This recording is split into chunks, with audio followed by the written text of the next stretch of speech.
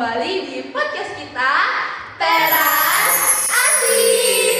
Tempat edukasi, relaksasi, aspirasi, dan inspirasi. Asik. Oke, kita kembali lagi ya. Kali ini dalam kesempatan sehat dan walafiat. Kali ini kita bakal bahas topik yang nggak pernah basi di dunia bisnis, seperti pelayanan konsumen yang baik. Betul banget nih guys. Jadi mulai dari usaha kecil, menengah ataupun besar, pelayanan konsumen itu selalu jadi penentu apakah pelanggan mau balik lagi apa enggak. Dan hari ini spesial banget karena bukan cuma kami berempat yang bakal ngobrol, tapi ada dua narasumber keren yang siap bagikan pengalaman nyata. Jadi buat kalian yang punya bisnis, mau buka usaha atau sekedar penasaran, episode kali ini cocok banget buat dengerin sampai habis. Oke, kita kenalkan nih teman-teman narasumber pertama, seorang praktisi customer service dengan pengalaman bertahun-tahun.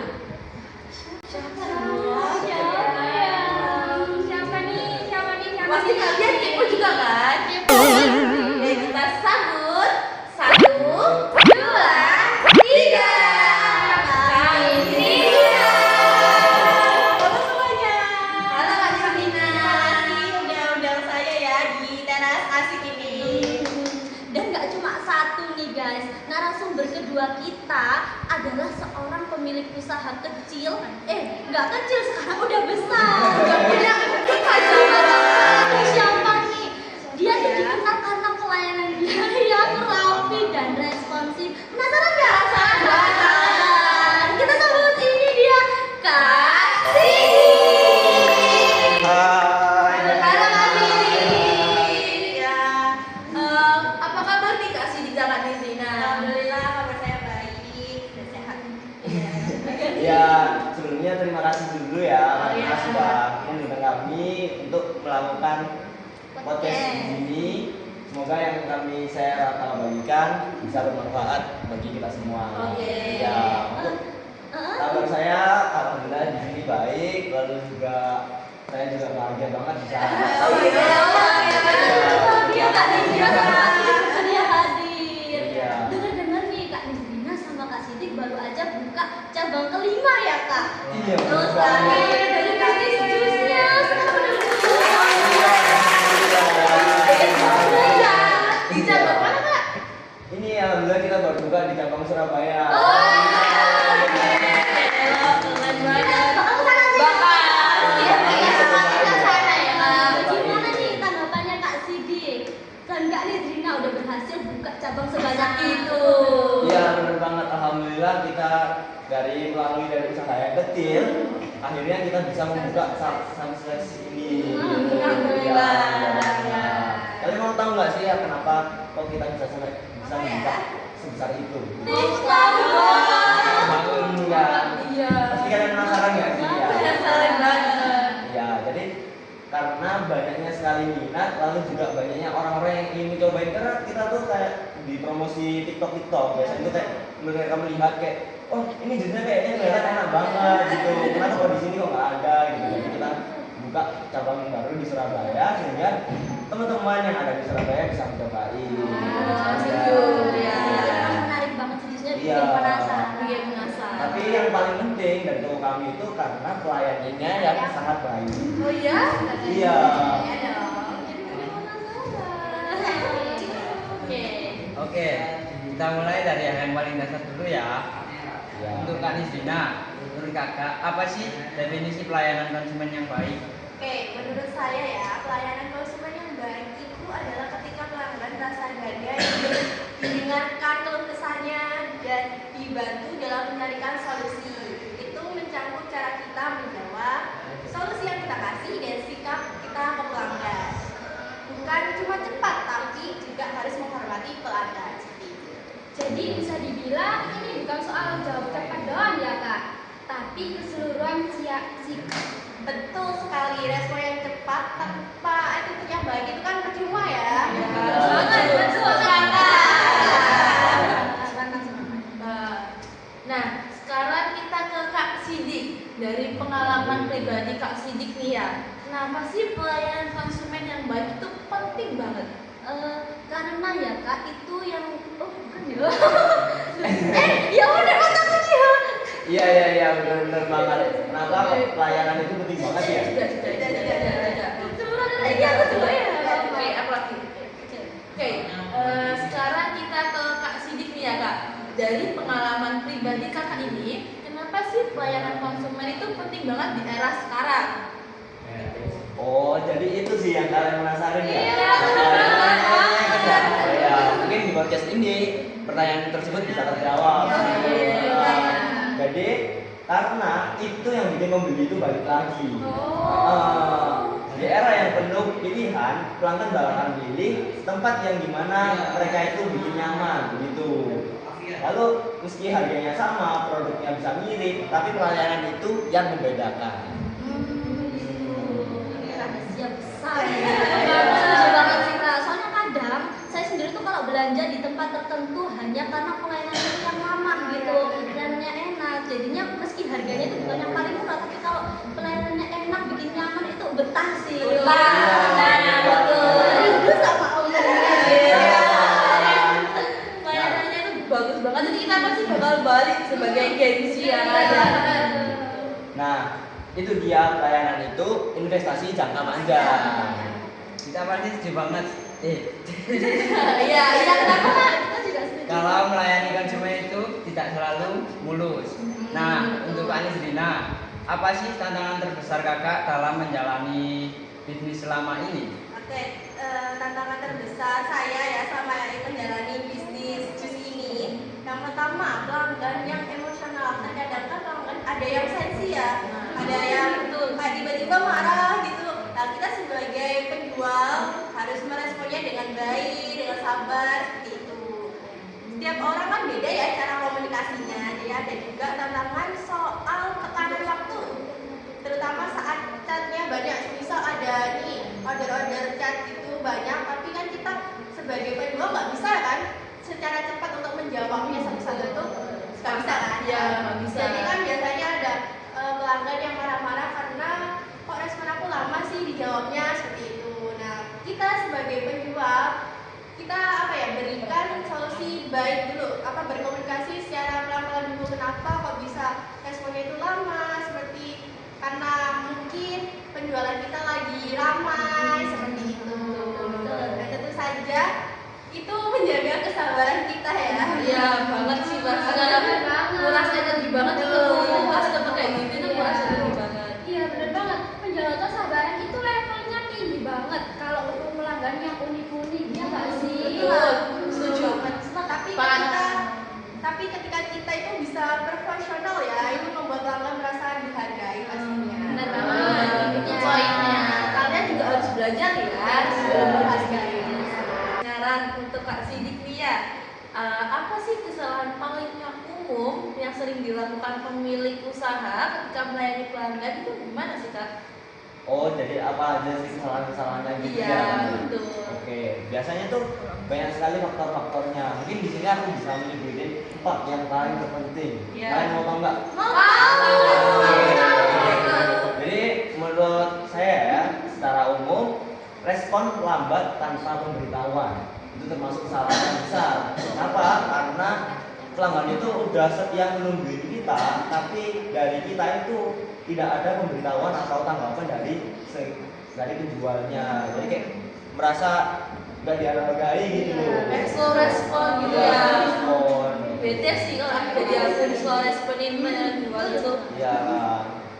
Lalu ada yang kedua, yaitu menggunakan nada chat yang terlalu singkat dan jutek. Dry text ya, dry text.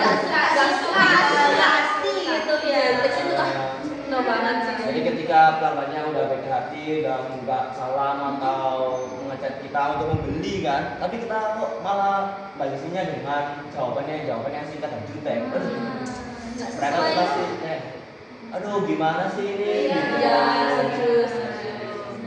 Nanti jadi minumnya tuh kayak nggak mood gitu. Iya. Ada ngomong gitu kan. Setuju banget sih.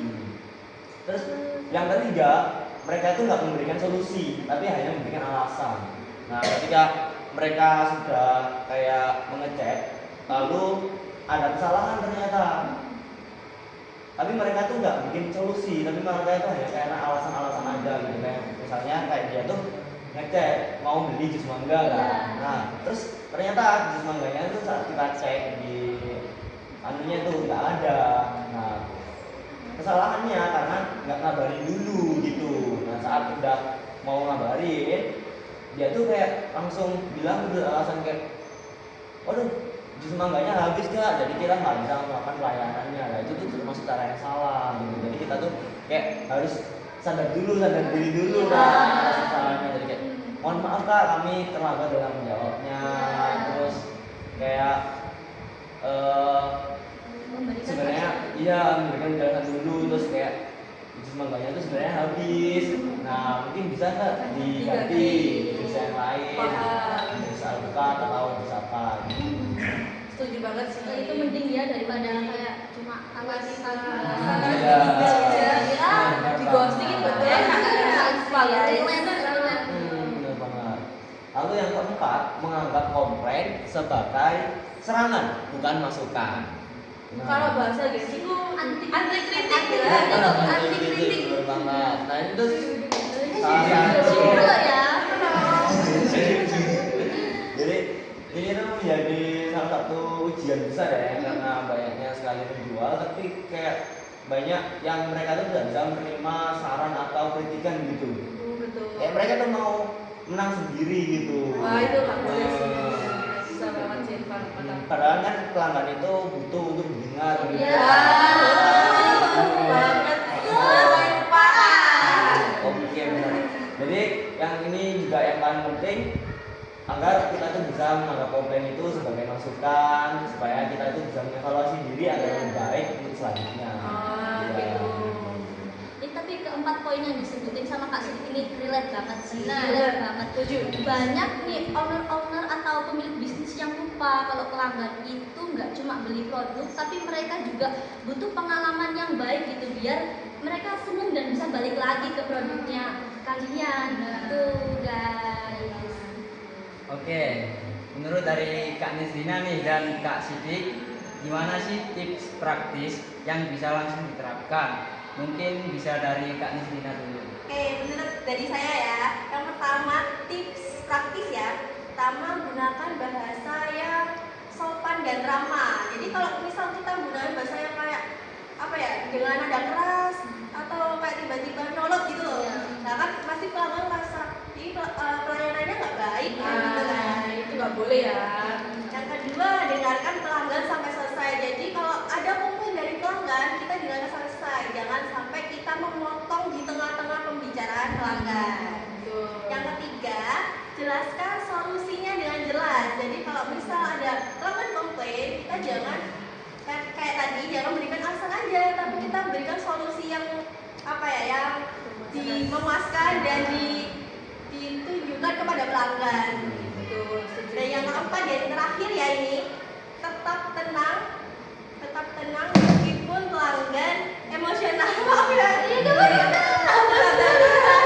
tenang meskipun pelanggan emosional. Jadi kan banyak ya sikap-sikap pelanggan kayak suka apa ya, marah-marah, tiba-tiba datang marah-marah gitulah. Kita sebagai penjual apa ya, menghadapinya itu dengan respon yang baik, jangan ikut marah-marah juga kayak gitu. Benar banget.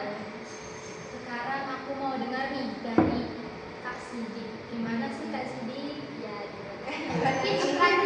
prinsip praktisnya dari Kak Sidik. Aku mau dengar dari Kak Sidik. dari yang apa namanya, dari yang istrinya, maksudnya dari istrinya, selain menggunakan kata yang sopan atau kata-kata yang bagus, ini tuh juga ada yang sangat penting, yaitu kalau menjawab itu kalau bisa minimal itu 2-5 menit aja. Jadi jangan terlalu lama-lama, karena kalau lama-lama itu merasa pelanggan itu merasa tidak diperhatikan dan kayak aduh lama banget ini, kayak kesel. Pasti kan pelanggan itu punya waktu atau kesibukan masing-masing gitu. Lalu sering melakukan follow up, jadi kayak sering melakukan timbal balik atau saling perhatian di dalam komunikasinya. Lalu kalau ada kesalahan, akui dulu sebelum menjelaskan. Kayak yang tadi gitu ya, kayak Kayak yang tadi yang belum menjelaskan. Dan yang terakhir, jangan janji yang berlebihan. Itu sih, kita janji itu gak suka janji banget janji manis itu gak suka. Jadi kita butuh tindakan daripada janji. Benar.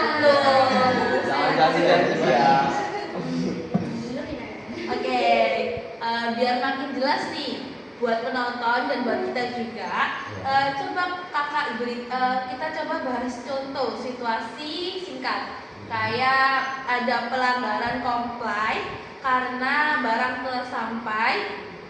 Nah, Kak Sidik gimana sih cara nanggepinnya gitu kalau terima komplain tersebut? Jadi begitu. Jadi kayak gimana cara menanggapi kita agar supaya pelanggan itu tidak marah. Iya. Nah, jadi yang pertama itu kita itu harus ucapkan maaf dulu kepada pelanggan supaya pelanggan itu merasa kayak mereka itu melakukan kesalahan gitu. Lalu kita cek dulu resi atau tanggal-tanggal dalam pengirimannya apakah benar sesuai ajuannya. Jadi kayak kita tuh mencari solusi atau mencari dari mana akar kesalahannya. Betul. Ya.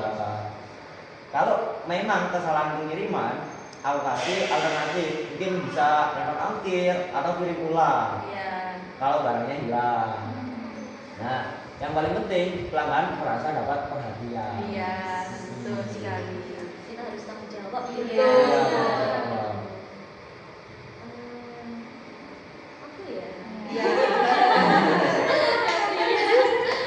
Kalau dari tadi sudah dari Kak Sidik ya, sekarang ke Kak Nisdina nih, kira-kira ada tambahan nggak dari apa yang disampaikan Kak Sidik?